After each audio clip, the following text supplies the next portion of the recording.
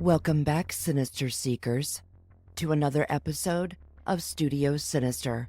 I'm your host, Farrah, your guide through the twisted paths of the strange, the unexplained, and the downright sinister. Imagine a place where the line between the living and the dead blurs like a watercolor painting left out in the rain. A sprawling complex of decaying buildings where the cries of forgotten souls still echo through crumbling corridors. Welcome to Pennhurst State School and Hospital. Tonight, we're peeling back the layers of one of America's darkest secrets. A place where children were abandoned, where the so-called feeble-minded were locked away and forgotten, where death was often a mercy. But death, dear listeners, was just the beginning. From disembodied screams that pierce the night to shadow figures that dart just at the edge of vision, to objects that move on their own accord, Pennhurst's restless spirits refuse to be silenced. We'll walk the haunted halls, delve into the twisted history of eugenics, and confront the ethical dilemma of turning human suffering into Halloween entertainment. So strap in, brave souls. We're about to take a journey into the heart of institutional horror and paranormal terror.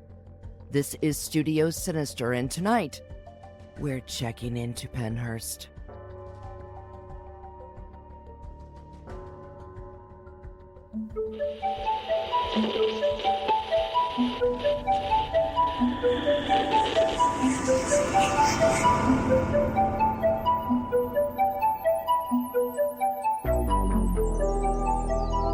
As soon as I hit record.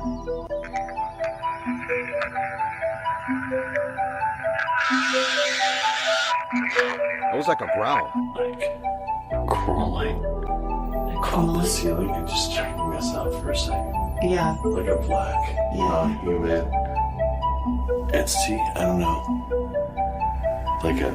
Almost like a spider. With like long arms and legs, and it just sort of lives up there and crawls around. My kids, two of my kids are dead. What do I gotta do? They dead. She left A recipe: poverty, drugs, child abuse. Tonight you're gonna get back to hell where you came from. They're attempting to stay 1 week at the official Conjuring house. I definitely felt my head get very like There's someone standing right there. Studio Sinister.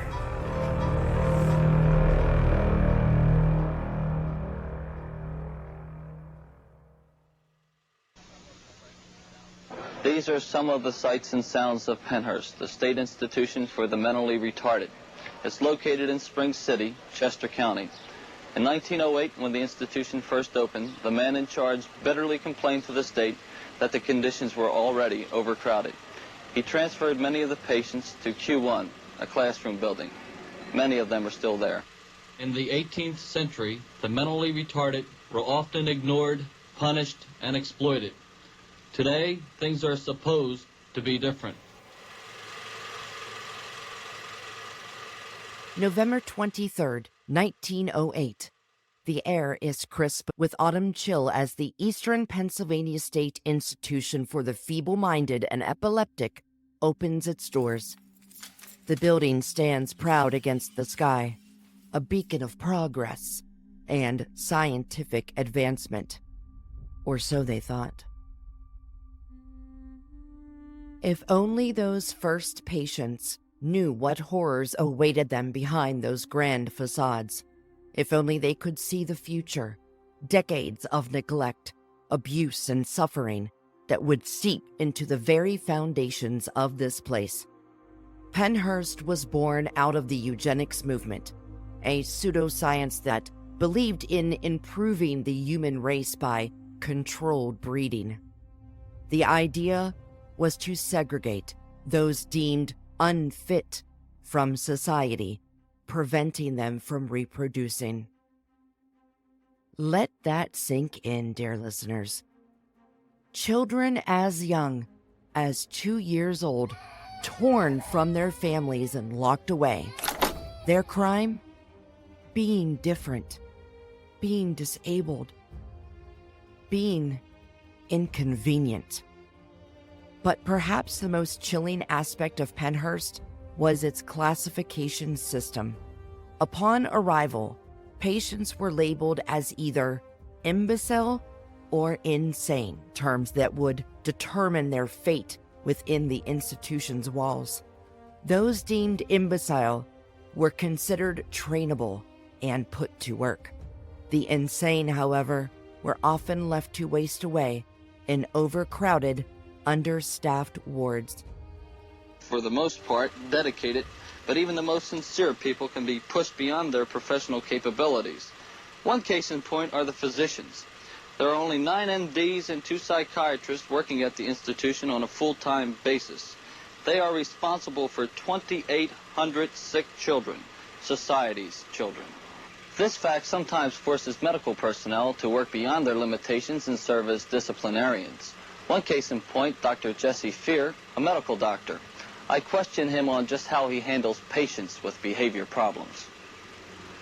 We have found of late that it is quite effective to downgrade him a little bit and put him on a locked cottage with autistic type children or hyperactive children, a classification that used to be called low grades or that sort of thing.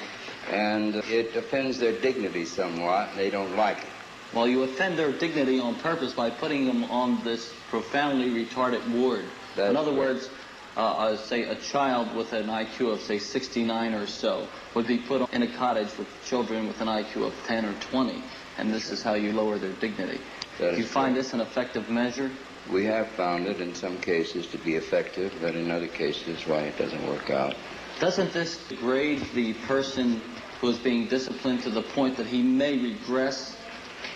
I doubt it very much. Actually, what we're trying to do is degrade him to a certain extent amongst his fellows here. They make fun of him then for a while afterwards, but I don't think there's anything inhumane about it or anything of that sort. By 1913, Pennhurst was housing 2,627 patients in buildings meant for far fewer. Conditions deteriorated rapidly. Patients were left to languish in their own filth, strapped to beds or locked in cages. During the 1918 influenza pandemic, Pennhurst wasn't spared. The institution, already struggling with overcrowding, became a hotbed for the virus. Patients and staff alike fell ill, with many succumbing to the disease.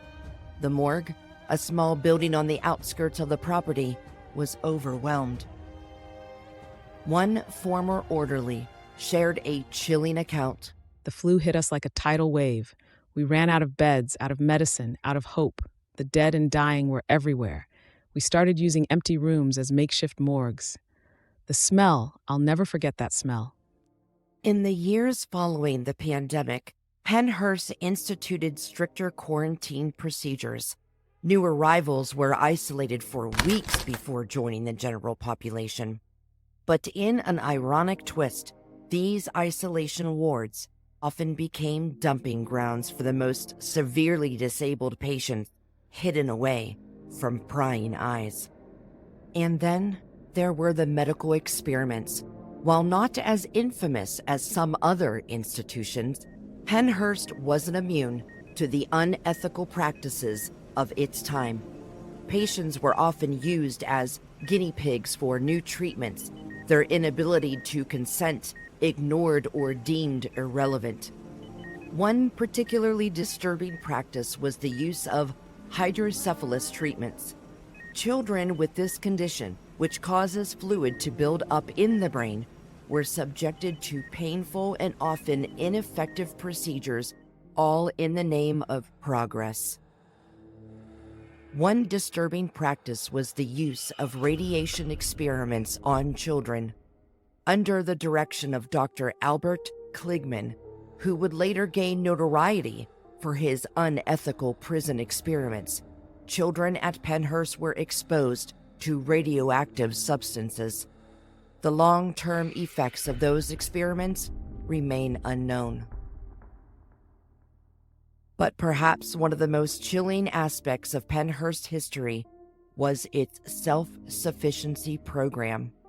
In an effort to cut cost, patients were forced to work long hours in the institution's farms, kitchens, and workshops.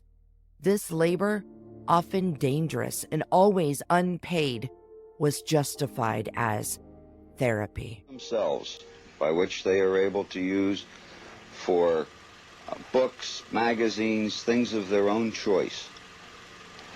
They develop the experiences that may be necessary in the community. Mr. Schaefer, can you tell us a little bit more about other programs here at the institution?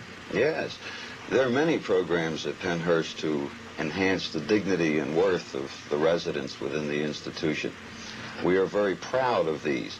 Some of them pertain to vocational rehabilitation, psychological counseling, town pass programs, other activities programs, nursing and medical programs and services throughout. Indeed, we're quite proud of. Patients, regardless of their conditions, were forced to work. Children as young as 6 were put to work in the laundry, the farm, or the on-site factory. This wasn't therapy or education. It was exploitation, pure and simple. One former patient, who we will call John, shared his experience. We worked from sunrise to sunset. If you refused, you were punished. I saw friends lose fingers in the workshop machines. But we were the lucky ones. At least we weren't strapped to beds all day.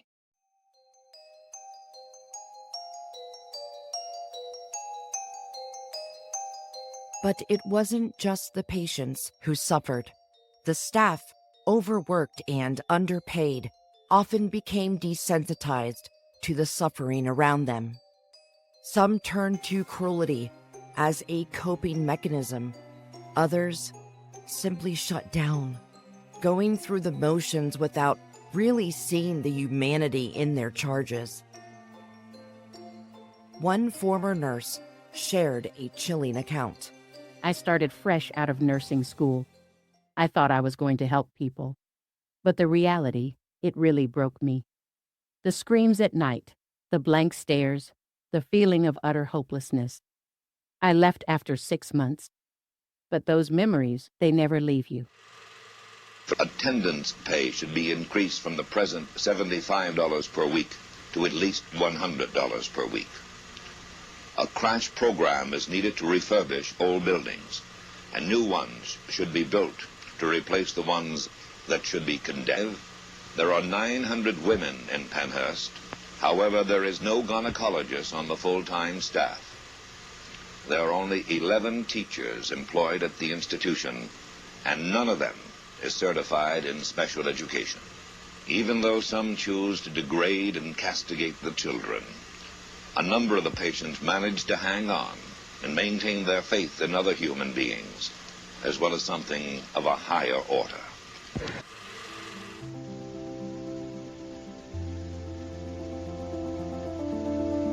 As the decades wore on, Pennhurst became a microcosm of society's worst impulses. The eugenics movement may have fallen out of favor, but the idea that some lives were worth less than others persisted. It's a sobering reminder, dear listeners, of how easily we can dehumanize those we deem different. How institutions meant to help can become prisons of the mind and body.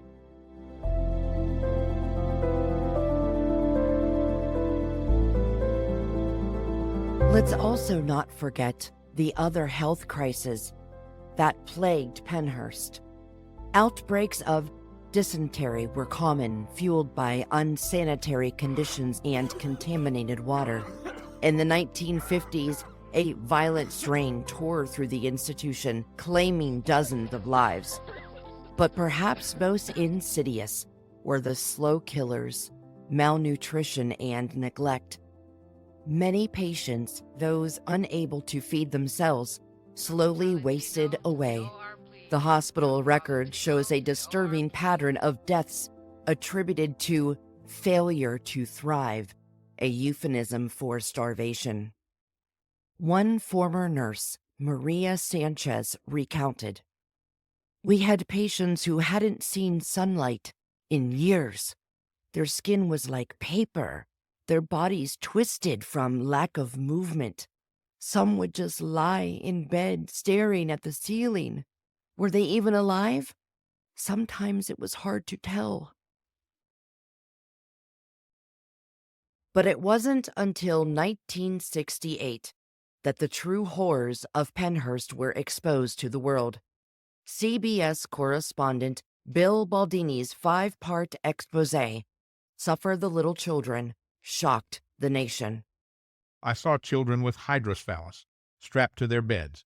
I saw others in locked cells. Sodium on occasion, otherwise they would do harm to themselves and others. In other words, you drugged them. Absolutely. Dr. Fear, can you cite just one example which shows the institution's attitude towards children that need just a little extra help?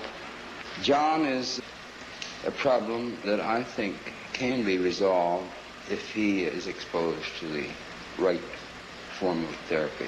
And so far here, we have not been able to show any benefit from what we have given him. There are places, and specifically Eastern State has a program that seems to help this type of case quite a bit. I had tried to get him into a Catholic organization. It turned out that his IQ wasn't quite high enough for them to accept him. They So do not where is accept Johnny now, retarded- Doctor? They do not accept retardates. What's Johnny's IQ now? 69. But that is a relative thing. Where is Johnny now? Johnny is on Q2.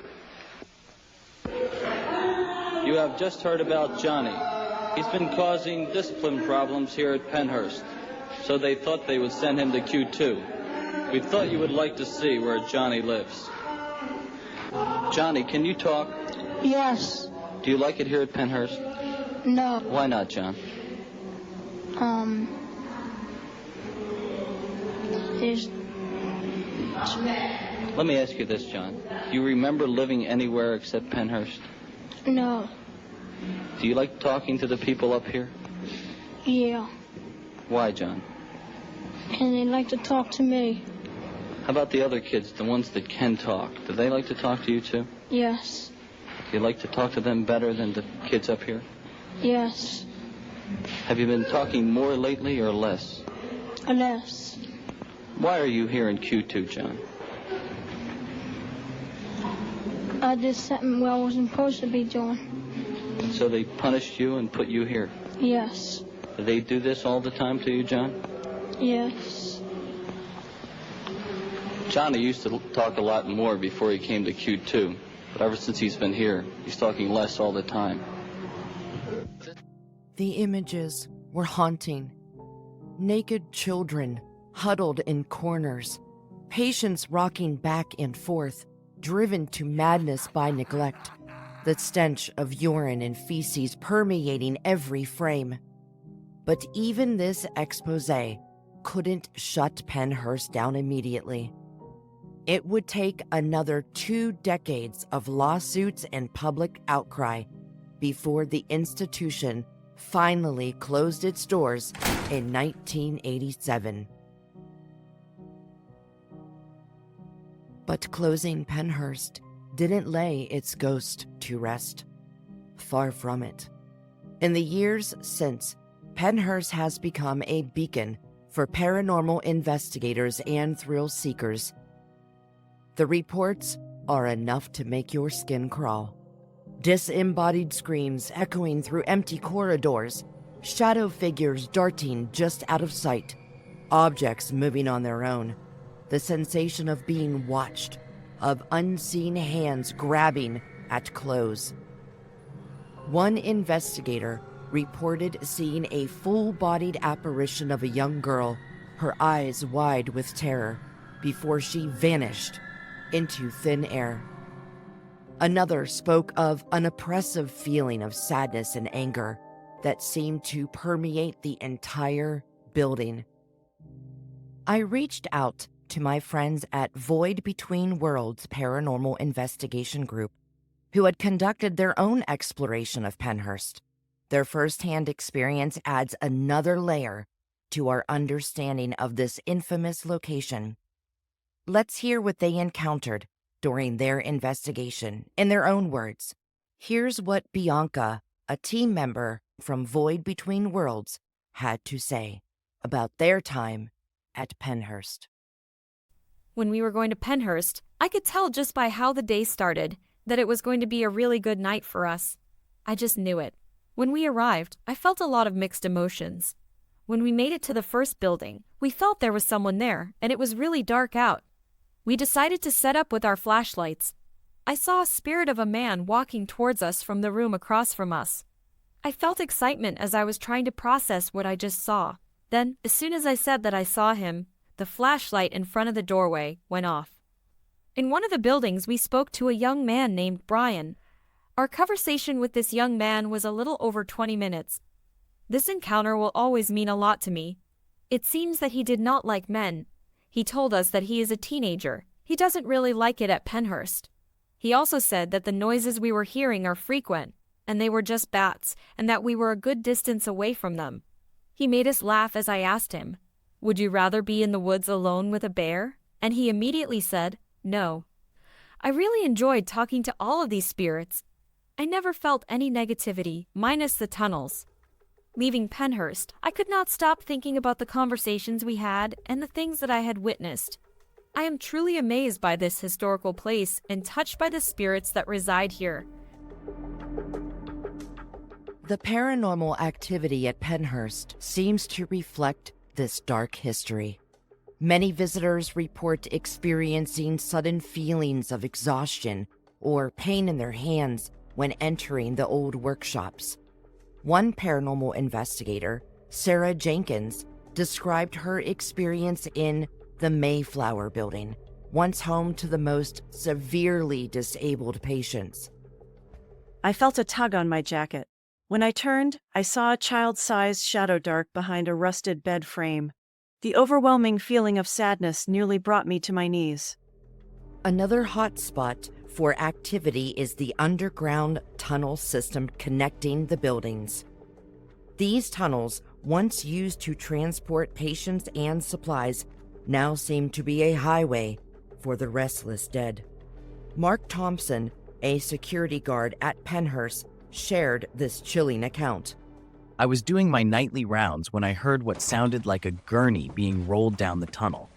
The wheels had a distinct squeak, but when I shined my flashlight down there, it was empty. As I turned to leave, I felt a cold hand on my shoulder. I've never run so fast in my life. But perhaps most chilling are the EVP recordings captured within Pennhurst walls. Ghostly voices pleading for help, crying out in pain, or simply whispering names long forgotten. There are also heartbreaking encounters with the spirits of children. Visitors often report hearing giggles, feeling small hands tugging at their clothes, or seeing tiny footprints appear in the dust. The question remains, why do the spirits of Pennhurst seem so active, so unable to rest? Is it the trauma absorbed by the very walls of the institution? The unfinished business of lives cut short by neglect and abuse? Or perhaps, as some theorize, the experimental procedures and forced labor created a kind of energetic imprint, forever replaying the sufferings of the past. Whatever the reason, one thing is clear. Pennhurst stands as a grim reminder of a dark chapter in our history, a chapter whose final page has yet to be written.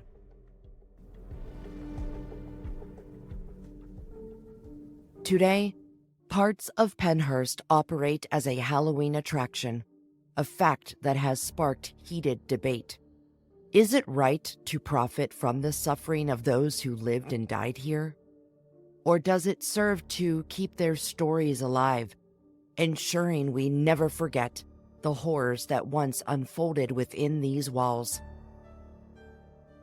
As we conclude our exploration of Pennhurst, we're left with more questions than answers.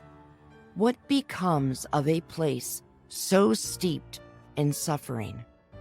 Can the sins of the past ever truly be laid to rest? And perhaps most importantly, what responsibility do we bear to remember these dark chapters of our history? The next time you pass an abandoned building or hear whispers of a haunted location, think of Pennhurst. Think of the lives lost, the suffering endured, and the lessons we must never forget. To ensure that the horrors of Pennhurst are never repeated, the next time you hear a bump in the night, dear listeners, remember, sometimes the most terrifying monsters are the ones we create ourselves.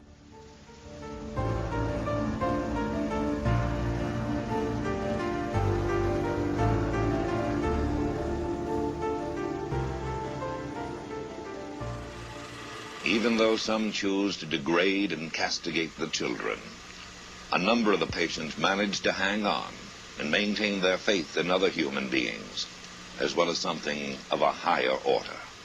Joe, how long have you been in Pennhurst?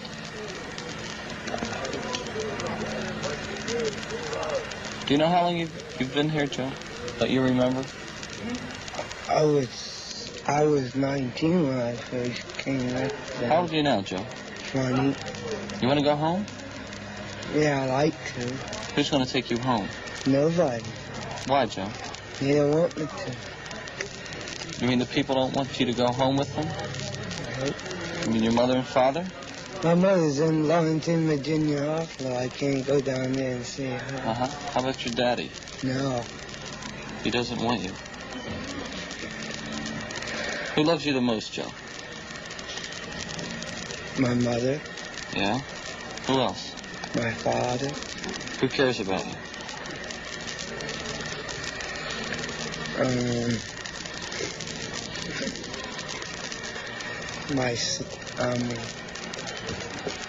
Does anyone ever come and visit you, Joe? No, they don't. Would you like somebody to visit you? Yes. What would you like most in the whole world? The whole world? Mm-hmm. God.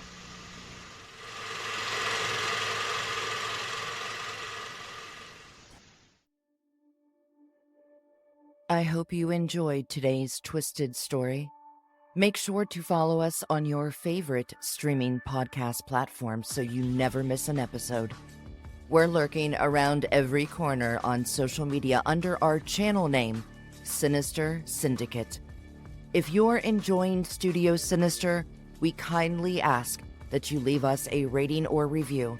It helps us reach new listeners, so share with your fellow paranormal, true crime, and mysteries enthusiasts. For everything Sinister Syndicate, visit our Linktree, which will be in the show notes along with other resources and information. Help support our shows by grabbing a piece of our Sinister Styles merch, which you can find through our Linktree page. And until next time, Sinister Seekers, stay true, stay you, stay sinister.